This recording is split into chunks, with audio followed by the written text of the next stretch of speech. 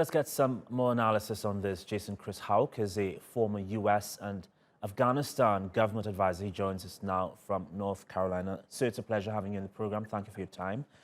So firstly, the Biden administration's Afghan extraction under its Operation Allies Refuge is meant to begin at the end of this month, if I'm not mistaken. But many Afghans fear they will be left behind. So how will the US help all the tens of thousands of people who need to be extracted from Afghanistan?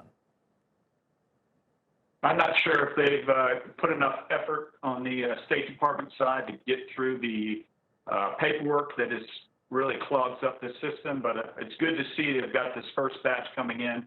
I think 2,500 of those, 700 being interpreters, going to go to Fort Lee and only take a few days to finish their paperwork. But there has to be a lot of effort put in now to pull out anybody that wants to. Now, this is not all interpreters, but those that want to come, because their lives are in danger, we should be there for them, and we need to speed up that process. So as this process is underway or gets underway later this month, is the U.S. able to protect Afghans from the Taliban while they wait to be extracted, do you think? It's up to the Afghan Defense Forces now, and they are going to have to work hard at this, and all the interpreters will need to make sure they have identified themselves to the Afghan Defense Forces. And I think they are working on that system, but there are no Americans that will be able to do this. And the embassy, of course, couldn't hold tens of thousands of interpreters and their families. So this will be up to the Afghan government to work with us on this.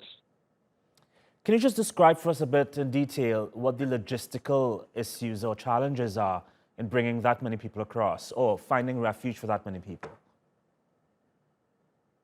Finding the refuge for them isn't the tricky part. We have tens of thousands of people that come into our country every year through visa lotteries. We have tens of thousands more who just show up at our borders and sneak in or try to get in for different reasons. So we have the space. We're a large country. There are 800,000 Afghanistan war veterans here, many who I know who have taken interpreters into their homes. Many of my interpreters have already come over here. I'm working on a book with one right now to tell his story.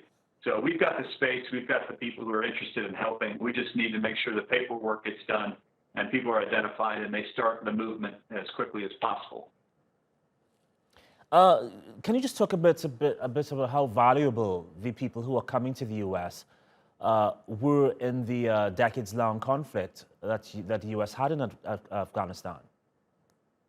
Absolutely invaluable. Without my interpreters, I couldn't have done any missions, and that is the statement of every soldier, Marine, airman who was on the ground in Afghanistan. They were invaluable, and they did it at great risk to their families because they were more closely identified and sought out because they were so valuable. The Taliban and other terrorist groups marked them and their families for death, and they fought through those death threats for years and years while we rotated in and out. They stayed on some of the same bases in the worst parts of the country and stayed in the fight, and we literally would have lost a lot more lives without them. So we owe them a debt, and we need to pay that debt.